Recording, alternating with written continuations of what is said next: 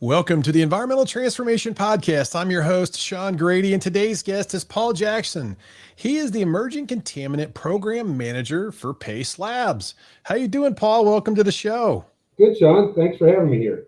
Yeah, we're glad to have you and learn more about PACE. So, before we jump into some of the technical questions, hey, tell us a little bit about yourself, how you got started in the business, and how you became the Emerging Contaminants Program Manager at PACE. Sure, will do. Well, starting with me personally, I actually got started in the laboratory testing business way back when I was a kid in the U.S. Army. That Ah, was wow. my assigned specialty was actually in a petroleum laboratory in Germany for 3 years. That led to me jumping right into the civil, commercial, environmental, and petroleum lab testing business. And, that seems like a million years ago now, and it kind of is. And then a number of years ago, I was able to join Pace Analytical in 2009, to be precise, and almost right away became a leading program manager at Pace for our water and wastewater testing Okay. services. All right. Well, that sounds pretty good. So then that kind of got you into the emerging contaminants as that started to take shape. Yes, exactly. In fact, it goes back to, I can remember this very clearly, 2012. Uh-huh. Because in 2012, that's when Pace started preparing to participate in the third round of the Unregulated Contaminant Monitoring Rule that EPA does nationally every 5 years to test the nation's public water systems for emerging contaminants. Gotcha. So it was kind of a natural fit. And then lo and behold, fast forward a bit. PFAS becomes like the big topic of conversation, and you were already doing it, right? Exactly. So I guess when it comes to that term emerging contaminants, PFAS is the gorilla in the room that we're all now getting to deal with. Yeah, right. I mean, it's definitely taken on its life of its own, right? Very much so. In fact, from 2013 on, for I don't know, probably 5 or so years, Mhm. all we talked about when we talked about PFAS was PFAS in drinking water. Right. Well, that's changed in a giant way, partly due to the fact that DoD has PFAS on hundreds of DoD installations around the world. Those that do fire training exercises, the most common source, Right. and that has caused, I think, or helped PFAS to explode onto the national scene for other major seas than drinking water, Gotcha. groundwater, soil, and so on. Yeah, no, they definitely have been, identified as one of those primary, sources of, PFAS contamination. But before we get really into the PFAS conversation, let us talk about, there may be some listeners on, tuning in that aren't very familiar with PACE and what you guys do. So give us a little background on what PACE services and the type of services you offer and where you're located, all that kind of stuff. Sure, happy to do that. PACE is the largest American-owned environmental laboratory company. We Okay. operate over 60 environmental laboratories, over 40 service centers, and I may have those numbers understated because it changes from Pretty month to month quickly. since PACE has been on an acquisition path for quite a long while now, and that remains to be one of our growth processes in addition to organic growth. Mm-hmm. So amongst those 60 plus environmental labs, six, now seven, thanks to PACE's recent acquisition of PDC, which operates several labs in the state of Illinois, one of Okay. which provides PFAS testing Mm. and has been for a while. Our PFAS laboratories are located in our headquarters laboratory in Minneapolis, our Gulf Coast lab, as we call it, in Baton Rouge, Ormond Beach, Florida, on the east coast of Florida, Mm-hmm. West Columbia, South Carolina, Massachusetts. I mentioned PDC, our laboratory there in Peoria provides PFAS testing. And our Madisonville, Kentucky laboratory has passed its PT samples for the fifth round of UCMR, in which we're supposed to study PFAS yet again in the nation's public water systems from 2023 to 2025. Yeah, no, that's going to be interesting. I am looking forward to the results of that big study over the next couple of years. That'll be interesting. And so it sounds like, with like 60 different service centers across the country, you've got a really good footprint to really support, industry with Sure. their service needs, right? Exactly. Yet many of our labs make compliance testing for industrial dischargers, and wastewater treatment plants, and compliance testing for drinking water a high priority. But Mm-hmm. on the other hand, we have several labs, for example, Gulf Coast and West Columbia, South Carolina. One of their big specialties is testing under DoD ELAPS program. Okay. You guys thinking about adding a PFAS lab, testing lab out in, like, say, California or something? We're always looking to add new You've labs. got some labs out there. Can you convert one of those bad boys? Hopefully one day. Who knows? That's good, man. Maybe we get John Gherkin to get onto that or something, Yes, for sure. All right. Well, hey, talk about how many. So we know there's what you said, 7 PFAS testing labs. Why are PFAS chemicals considered emerging contaminants? Let's just break this down at a remedial level for people listening who might be for the first time tuning in on PFAS. Let's talk about that for a second. Sure, that's a great question. I mean, how would you define the term emerging contaminants? And I think in my mind, I define it as simply contaminants that we now believe um, have hazards associated with human health by Mm-hmm. consumption or other means, and are not yet regulated. Yeah, And I that's think the that, big key, right? They're not regulated is the big kicker, and the fact that they have known toxicities that have been kind of confirmed at this point. There's just still no real regulatory driver on them, right now. almost, yeah, no real regulatory driver at the federal level. Right at the federal. That's right. Yeah, that's right. So yeah, we're going to get into this. This is going to be interesting because there are some states starting to kind of put some limits out there. So Absolutely. yeah, I mean, well, what are some of the sources of PFAS, and where can they be found? I think let's talk about that a bit. Another great part of the puzzle, since there's so many. Um, Yeah, We have thousands of PFAS chemicals in production. They're entirely man-made. right. Why are there so many? Because, well, they have such great benefits to the products for which they're used. Mm-hmm. They're heat resistant, water, oil, and grease resistant. They're a fume suppressant, a mist suppressant. They're surfactant. Just tons of different chemical Uses. characteristics and Yeah, uses. lots of good uses. I mean, I guess they're good uses, but again, I mean, that's kind of relative at this point. We're starting to, or maybe it's not real. Maybe it's starting to become more of an issue because they're everywhere. Right. Yeah, they are. They're a big issue because they are everywhere, literally. But I like um, to depict sources kind of in a pyramid, if you will. Mm-hmm. Starting at the apex of the pyramid, where it all starts, would be the producers of the chemicals themselves. Yeah, And there's chemical just a manufacturers. handful. Yeah, Yeah. there's just a handful of chemical producers that have been producing them for decades. Starting with this is no secret. DuPont uh, invented the very first one, PFOA, PFOA, in a lab accident. The story goes. Uh, and since then it's just snowballed. They obviously started using PFOA for this miracle product called Teflon. Everybody knows that. Yeah. Many uses since then as well because of their water resistant properties, like in Gore-Tex and in fabrics. 3M jumped into the picture shortly thereafter with their product PFAS, PFOS, which they discovered had great properties in Scotchgard because they're stain resistant properties. Also, everybody knows AFFF, aqueous film forming foam, that wonderful firefighting product used to put out Class B chemical fires. Right. As a result, I think the story goes in DoD that tragic fire on the USS Forrestal during the Vietnam War triggered DoD's use and requirement for PFAS in the mil spec for AFFF, the DoD purchases. So, it just goes from there. Yeah. So a lot of other sources, including all the industrial companies that purchase PFAS chemicals from the producers Right.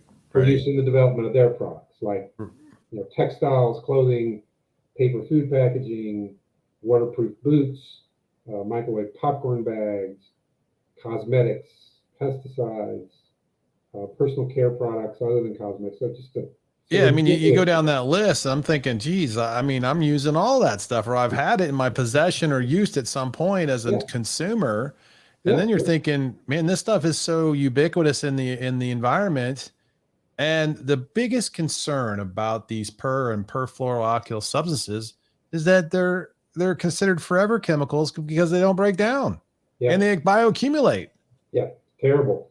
Yeah, that's part of both the strength and the weakness, environmentally speaking, is that the heart and soul of PFAS chemistry is carbon and fluorine atoms. And that chemical bond in the molecular structure is the strongest in nature, literally. So if you're talking about long chain PFAS, such as the most infamous PFOA and PFAS, they're almost entirely carbon and fluorine, and they just won't break down in the environment. Now, some of the shorter chain PFAS that are being used to replace the longer chain in production these days have some weaker links in them, typically an oxygen or a hydrogen molecule in the head or the tail. And that means that they are more susceptible to degradation in the environment and to treatment. Well, I mean, there's a big concern about it out there, obviously. I mean, I highly recommend for the listeners, if you haven't seen the movie Dark Waters, you gotta go and rent that movie. I think it's on Prime. Rent it because it will open your eyes to the real behind the story scenes of, the impacts of PFAS to individuals who are consuming these types of chemicals, and it's actually devastating. It's an amazing movie, so I highly recommend you watch it and check it out. But hey, let's talk a little bit about the PFAS puzzle. I think I've seen some presentations you put together, and you kind of talk about the puzzle, and there's a lot of moving parts to this thing, right? So let's dive into this a bit, and give us some updates that we should be aware of on this whole PFAS puzzle. Yep, the PFAS puzzle, also known sometimes as the Wild West show in the PFAS world. I guess at the top of the list of what causes this to be such a challenging topic for everyone in the business and regulators and consumers is that we still have a lack of regulation at the federal level. Right. So what does that cause? A number of different things, not the least of which is the fact that a bunch of states have been impatient with EPA's progress and have chosen to jump out there. Go it alone. Set action levels and guidance levels for different lists of PFAS at different levels. So that adds to the confusion. There's also which compounds do we test for? Since there are thousands, we are currently unable to test for each and every one in today's commercial reality, in the laboratory setting. So which ones are the hot ones, and why should we test for them? Yeah, that kind of gets to that lack of, approved EPA test methods, right? There's not enough of those to really identify all the PFAS compounds you really need to know about that have toxicity, concerns. Yeah, another big part of the puzzle is how do you test? And as you said, up until the recent time, there are only two final EPA test methods, and they're both devoted to testing of drinking water. Well, obviously, we've been testing non-potable water and soil and sludge and landfill air for years now. Right. What as a laboratory have we been following as a test method? We all have developed our own individual lab SOPs, by which we've gotten certified by the state regulators that offer PFAS certification. So they're good methods, but it leads to variability between labs when we're operating on different SOPs. That's another part of the puzzle. That's a lot. That's going to be pretty confusing. I mean, I think the other concern, what about these detection limits? Oh my gosh. I mean, let's talk about how low can you go? How low can you go? Yeah. When we did that third round of UCMR for the nation's public water systems and studied PFAS, EPA set the reporting limits that we all had to meet. And just by way of example, I think I have this correct in my memory. The EPA mandated reporting limit for PFAS was 40 parts per trillion. PFOA was 20 parts per trillion. Well, by today's standards, several states have set enforcement limits for those two chemicals and some others Below the detection limits? far lower than 40 and 20 parts per trillion. Right. Wow. Okay. Well, then that's inherently got a problem. Yes. And are those limits? Those are the limits set aside by the methods. The limits that we can achieve by the methods are not set by the methods, but Okay. the reliable reporting limits that we can achieve for virtually all 40 or so PFAS that most of the commercial labs have online now is about 2 parts per trillion. So single digit part per trillion. That's a pretty low. reliable reporting limit in a legitimate real world sample. Wow. That's quite low.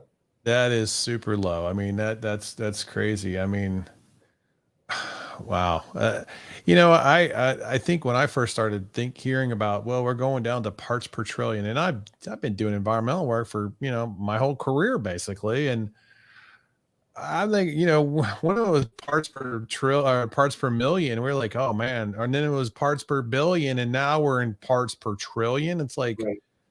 Yeah. How, yeah. And I've been saying this on a few of the podcast episodes.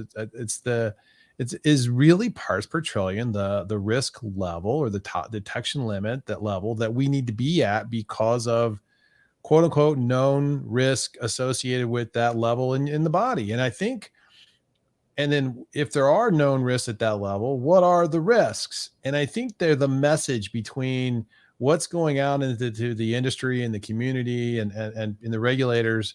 They're not connecting the dots well enough to say, no, look, here are the known cancer risks or the cancers that are associated with these chemicals at these detections, and this is why we're going to parts per trillion. I mean, it's getting lost. At least in my mind, it's getting lost in the message. Like, this is why it's so important that we go down to this level. Yeah, it's possible. I mean, the tox folks and the risk folks none of those guys work at pace.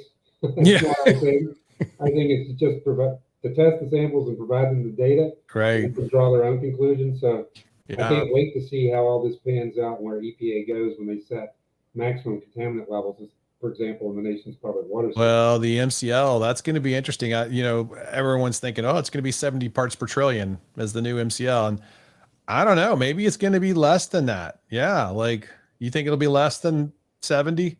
I'm actually confident that it will be. Really? Yeah, there's all of the states that have set limits in public water systems for PFAS, as I said, are quite a bit lower than 70 parts per trillion. Right.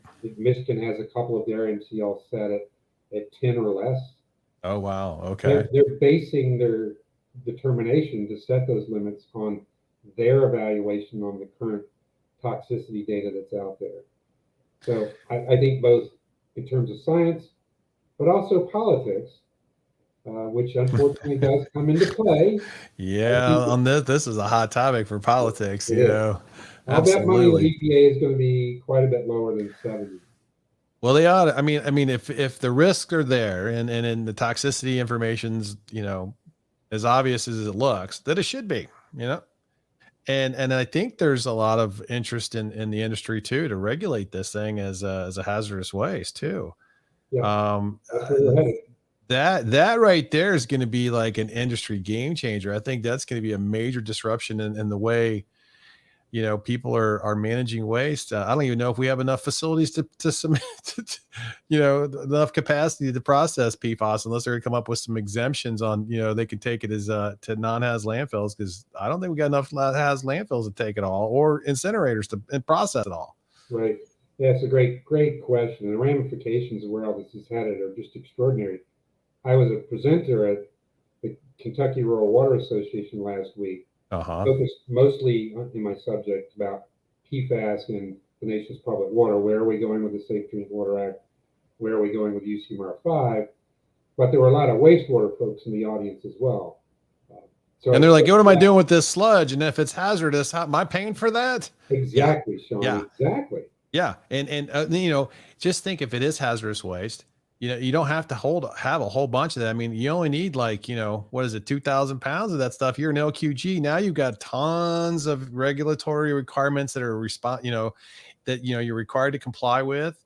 And potentially, you know, you could find yourself in a record corrective action scenario if you actually mishandle it in your proper. I mean, it would be, you know, it's got tremendous ramifications. We'll probably do an episode with some legal minds on that topic down the road. And if anybody's listening, it's a lawyer who wants to come on the show and talk about the legal ramifications of making this hazardous waste with the industry, that I'd be interested to bring you on. So just throwing it out there. But, you know, as we talk about the EPA's recent Safe Drinking Water Act's 5th Unregulated Contaminant Monitoring Rule, which is that UCMR program you talked about. Mm-hmm. What does it mean, and what are the implications? Let's dive into this UCMR 5 thing, because not everybody knows, you know, what this is, and I think, you know, you're onto something here, and I mean, it's kind of a well-established program, but not maybe everyone knows about it. So let's dive into it. I agree. It's not exceptionally well known unless you're a superintendent or an operator of a public water system that serves greater than 10,000 consumers. Right.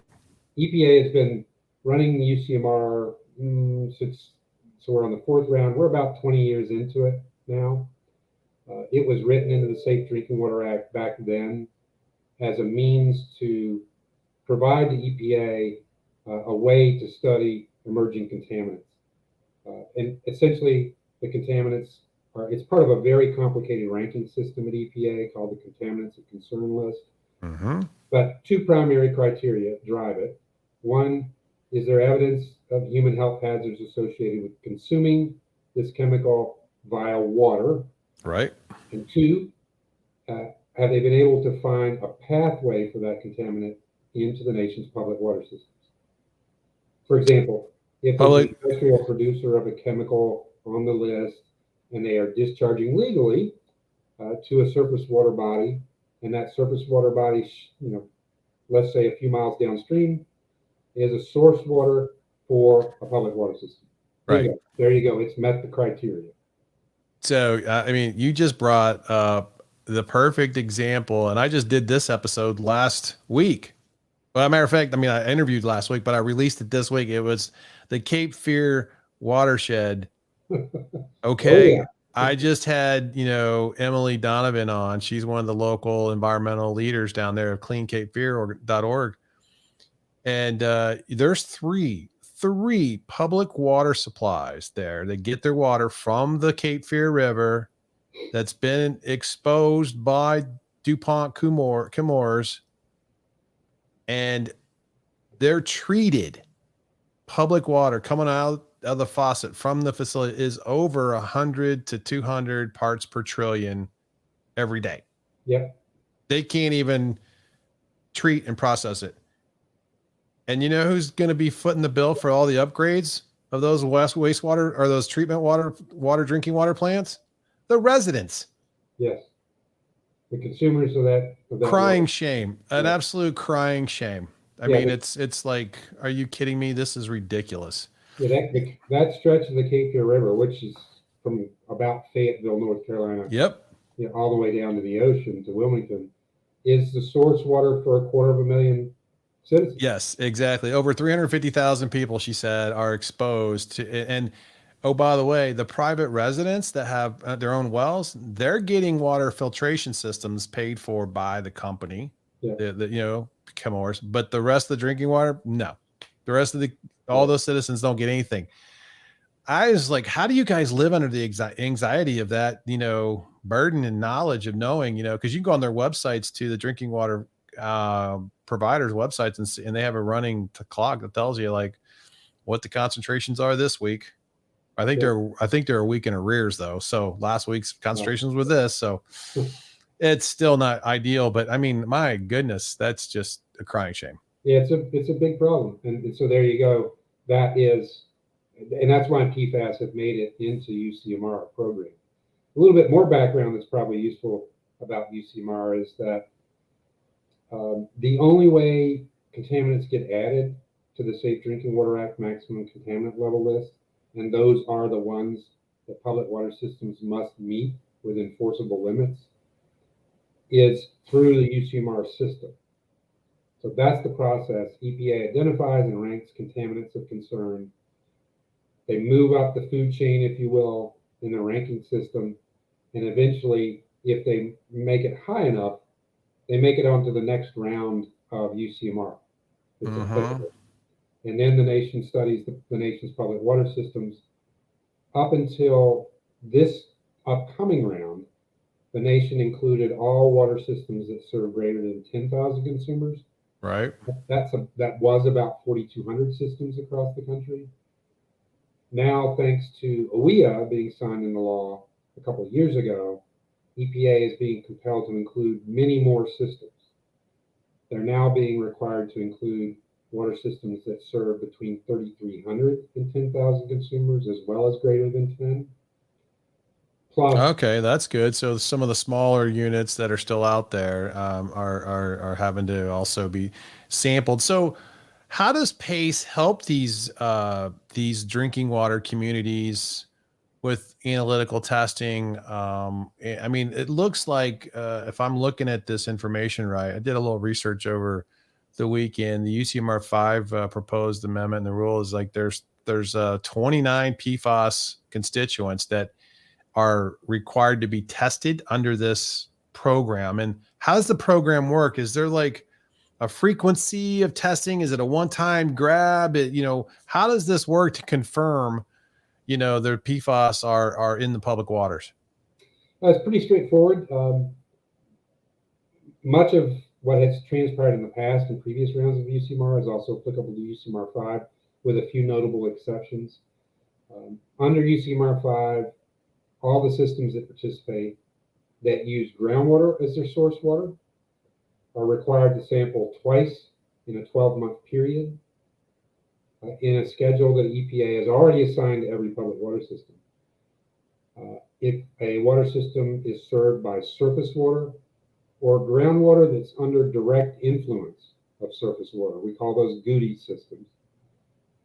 All those water systems are required to sample quarterly in a 12-month period, sometime during the 3-year sampling period. So January 23 to December of 25, all the systems are required Quarterly. Yeah. All right. Quarterly, So there gonna be 12 samples. There'll be 12 samples collected for these public facilities over that period.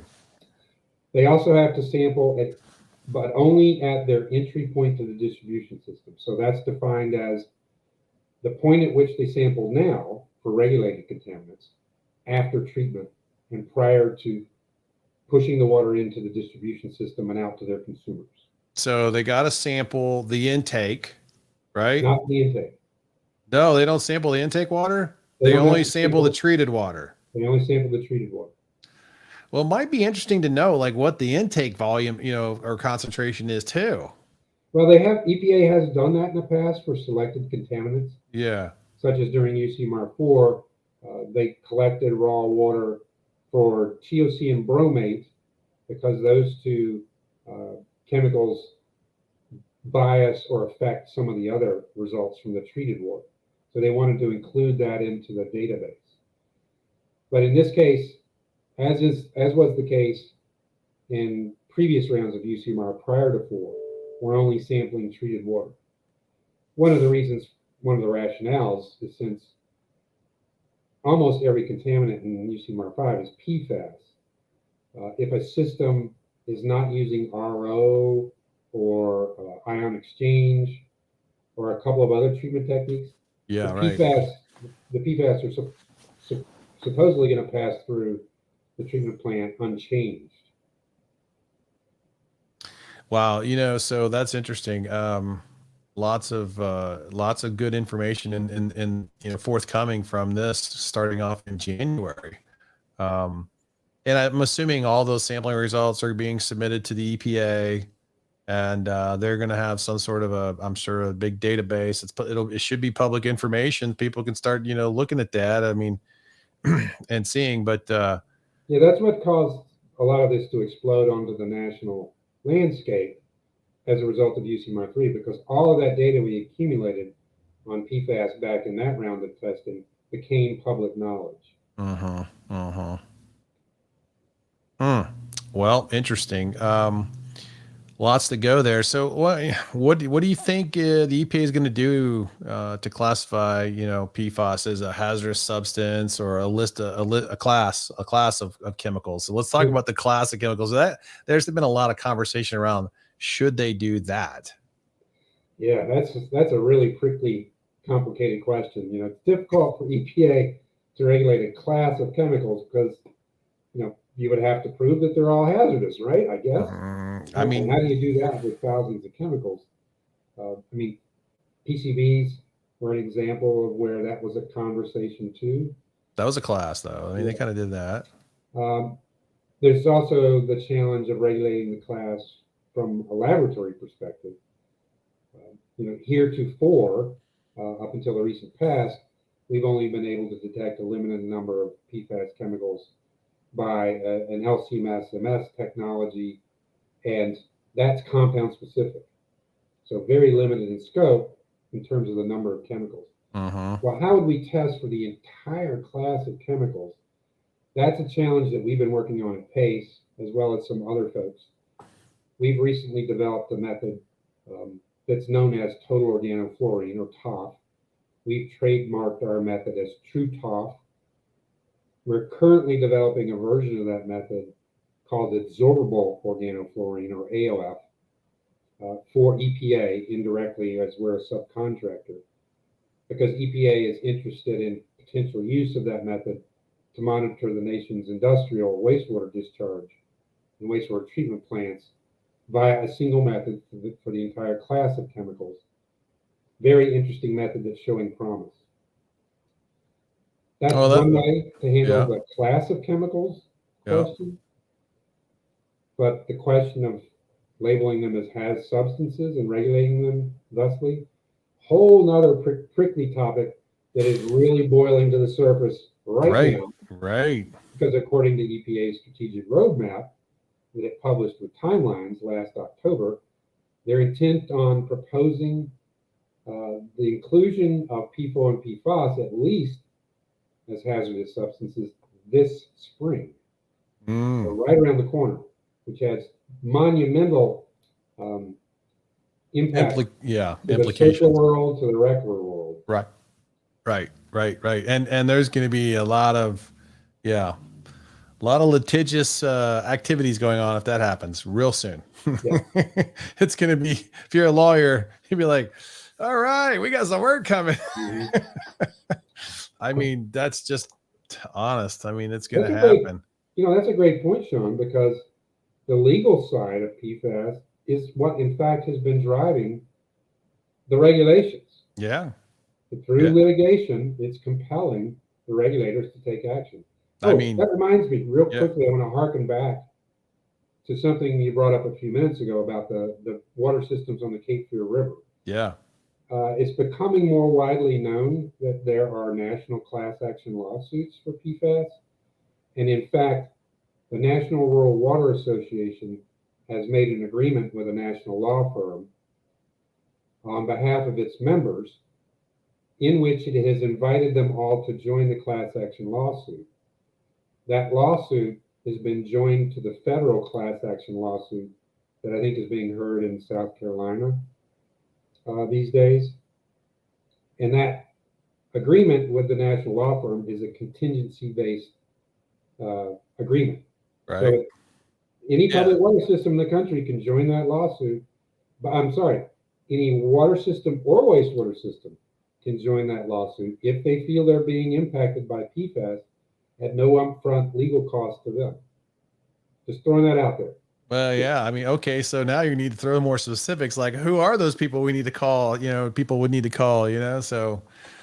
Lots of information on the NRWA and their state chapters, association web pages, which we have no association with, by the way. Sure. Yeah. No, yeah, exactly. Well, so there's going to be a lot of stuff happening regulatorily, classification wise, things like that in the coming, months and couple years here. I mean, EPA still hasn't come forward with saying we're going to regulate this, and we're going to have our final rule, like, at this time. I mean, they've never been really good in timing anyway. So we'll see what happens. But, well, what are some of the challenges that that the laboratories face with testing PFAS compounds?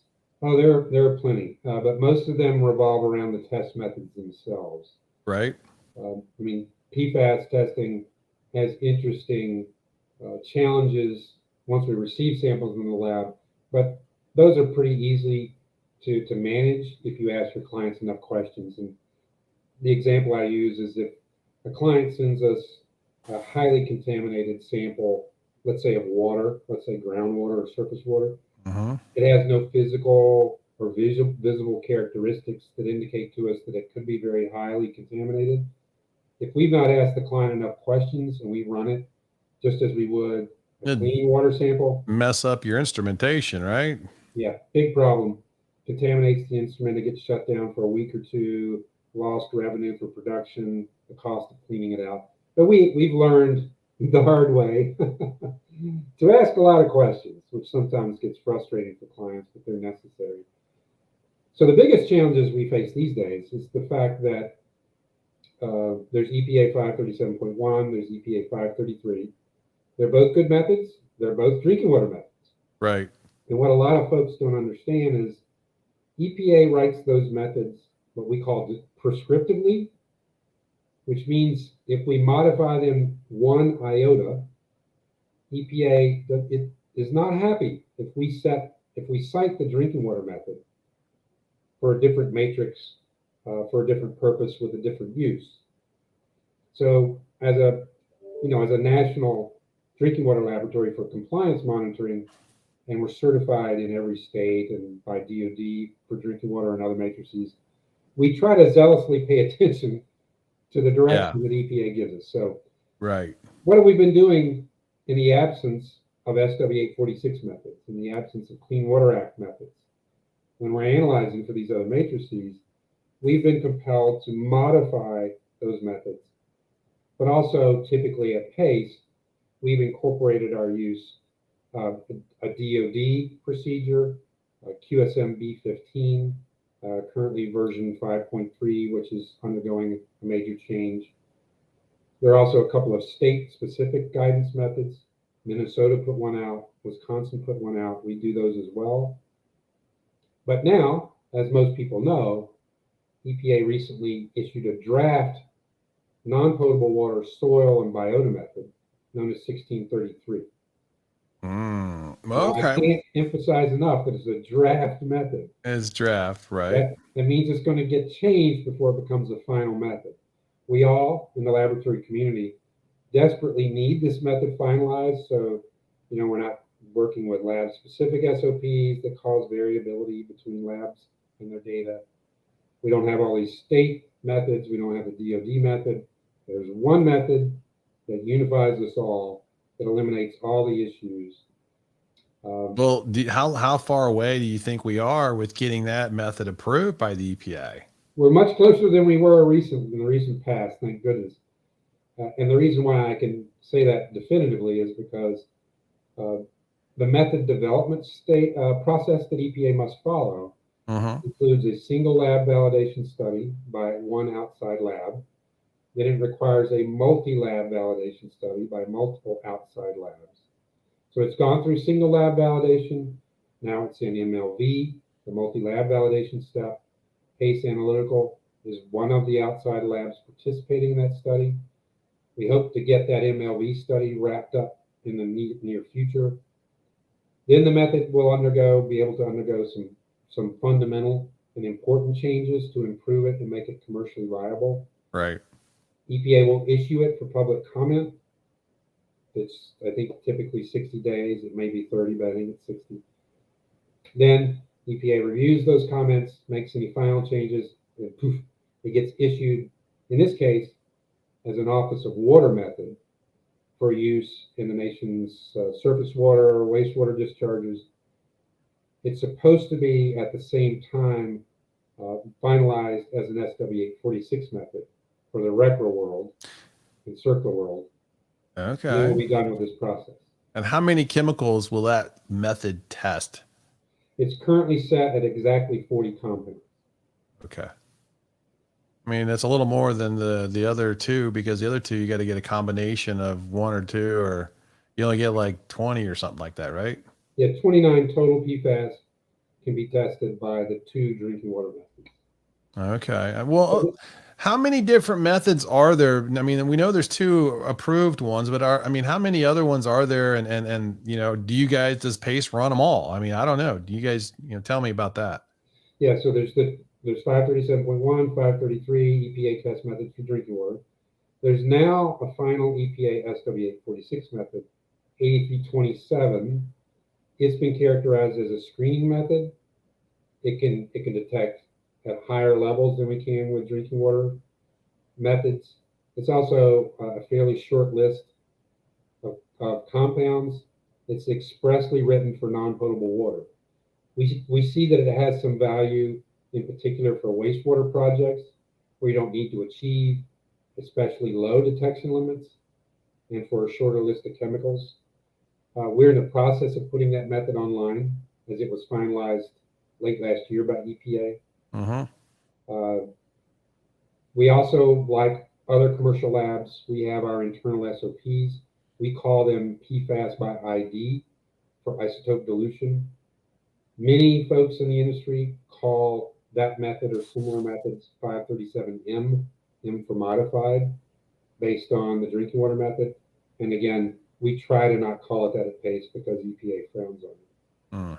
There's also the Minnesota MPCA guidance method. There's the Wisconsin WDNR guidance method and DoD QSM B15.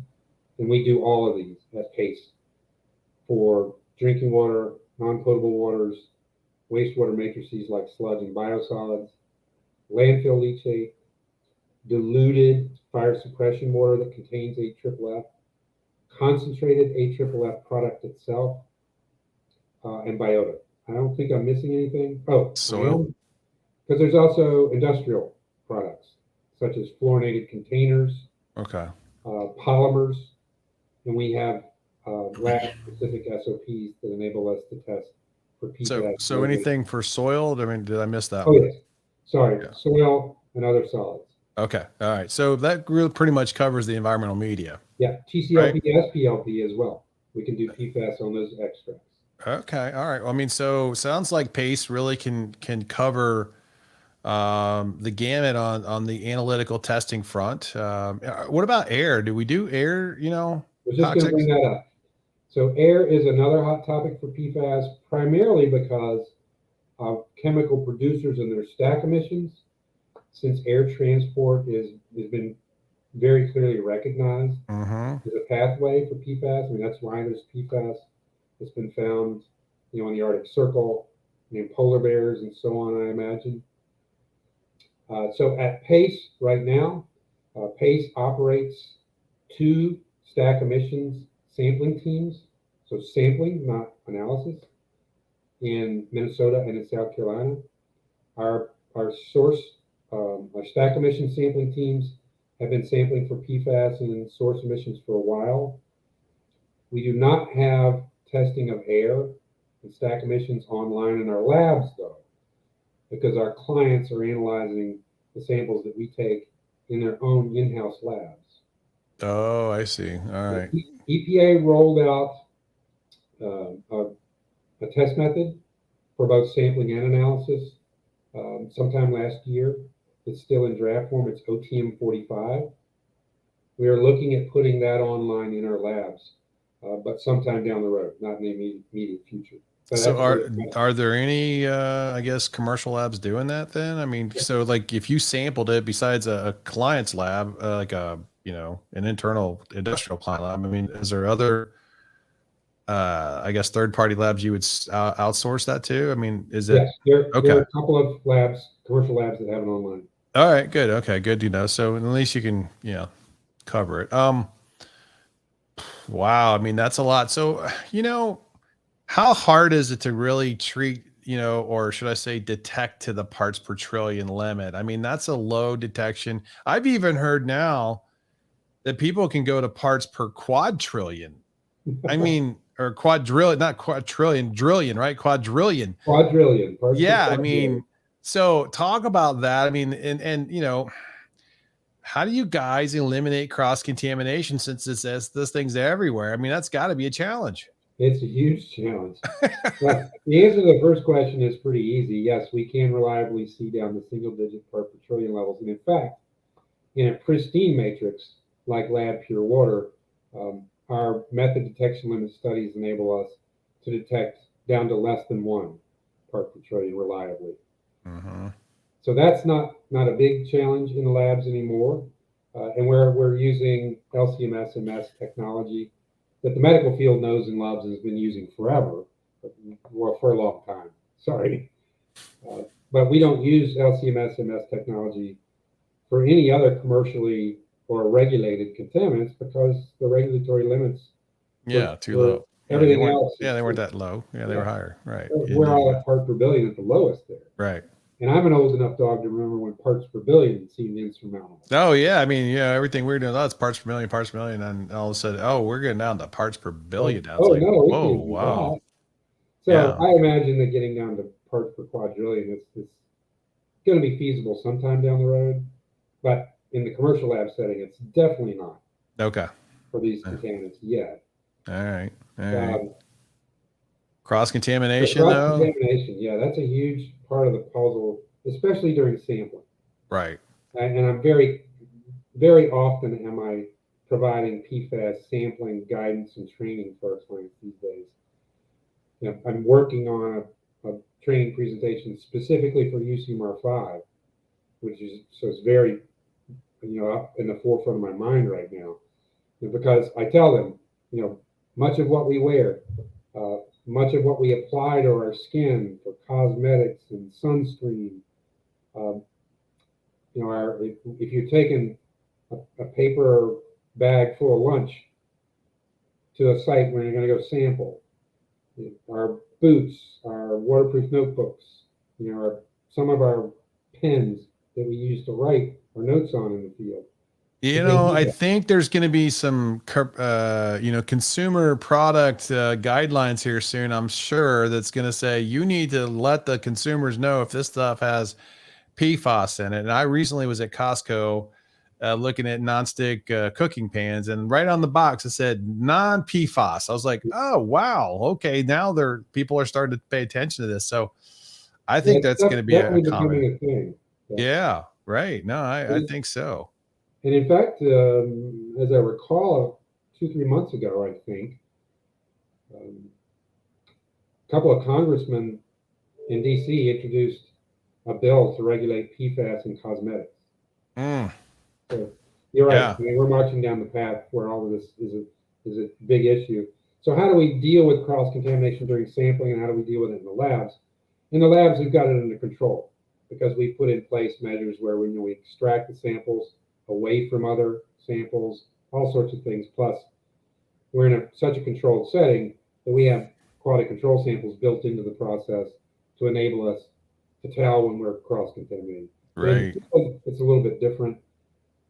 There's some very strict SOPs that have been developed the last few years. In fact, some states have developed detailed sampling SOPs for PFAS, mostly to help mitigate this cross contamination question. Yeah. Few that come to mind that I would recommend that listeners might want to take a look at: the state of Michigan, the regulatory They've agency, got a pretty good one. Yeah. very detailed Yeah. sampling SOPs for nearly every matrix, including some videos. I might add. That's good. I mean, that's a good teaching tool, or I guess some guidance that'd be really good to have. Right. Well, okay, so we're kind of wrapping it up here a little bit, getting close, but let's talk about, is there anything, on the PFAS regulation front, or concerns that is maybe flying under the radar that, we haven't really discussed, that people, maybe we need to talk about just a little bit in daylight. What might be flying under the radar? Well, the regulatory landscape is changing quickly. Right. I will give ITRC a little plug here as a great source of information. Yep. In fact, particularly about this topic, about how regulations are changing, how guidance levels are changing, not just in the United States, but in fact around the world. Mm-hmm. The ITRC PFAS team, all volunteers who are, volunteering their time from industry, academia, regulators, consultants, and so on. Industrial folks are on that team too, including chemical producers of PFAS, who are all volunteering their time to improve the knowledge base in terms of how do we sample without cross-contamination, how do we treat for PFAS, how do we identify PFAS. But ITRC also regularly keeps up to date a file that it makes available to the public in their website that provides guidance levels and action limits that have changed for the various PFAS chemicals and to what level for every state and country and every country in the world, as a matter of fact. So it's a great resource. Some states are currently engaged in doing statewide PFAS surveys of their drinking water systems. Those studies are not yet complete. PACE is providing analytical testing for several of those states right now. That data may lead to state-specific guidance levels or enforceable limits before EPA sets enforceable limits for PFAS in the nation's Right. water. Yeah. Well, it sounds like there's a lot going on, and there's some good resources like through the ITRC and others. And you guys are obviously a wealth of knowledge and resources, a resource for, the I guess the community out there that's looking to test, whether that's the drinking water regulated community, or if it's, maybe an industry person who's, dealing with contamination. There's all kinds of those, customers, so to speak, that, they need your services, right? Indeed. Well, this is good. So what do you see the next 5 years looking like with PACE and this whole PFAS, situation? I got to imagine this is going to be a big boom for you guys as it relates to the analytical testing world. And I'm assuming this has kind of, been a big help to the bottom line at PACE. Would that be a fair statement? Oh, sure. PFAS is probably the hottest growth sector in environmental laboratories, environmental consultants, treatment technology providers. Yeah, right. This PFAS is asbestos, MTBE, PCBs, it's the whole new frontier of the environmental industry. I mean, or vapor intrusion. Remember when vapor intrusion was the hot, oh my gosh, it was the only thing anybody talked about for at least good 4 or 5 years. Yeah, I'm convinced that PFAS is all those and then some. Yeah. Yeah. No, I kind of agree with you. And the implications of these potential rules that coming out are going to be huge to society, the industry, to a lot of people. So this has been it's going to be interesting. Hey, Paul, thanks for coming onto the show today, because I think, the listeners are starting to realize there's a lot more to, PFAS and the analytical testing methods and challenges along with that. I mean, we surely, it sounds like we really want those EPA methods to get approved here soon. We need more than two, to really lay our hat on, because, it's like, well, we got a good method that's out there. It's not really an EPA approved one. Will it stand up in, say a court of law if you're attorney, suing? I mean, there's all these questions that go around, and EPA needs to really get off their, whats and approve some of these things. Yeah, indeed. Well, I'll give them credit. They're moving a lot faster than they have in the distant past. So, yeah. Well, that's good to know. That's good to know. Well, hey, Paul, again, hey, thanks for coming onto the show, and looking forward to getting this out next week and letting people know. And thanks for PACE being a sponsor of the podcast. You guys have been a great partner, and looking forward to continuing that and getting your information out to the listeners. And I'll make sure that we have some good contact information for you on my website. But just for the listeners, why don't you let somebody know how to get a hold of you? Sure. The easiest way is email. It's very straightforward. It's my name, paul.jackson@pacelabs.com. pacelabs.com, PACELABS. And thanks an awful lot, Sean, for having us. We enjoyed the show, and we'll continue to support the organization.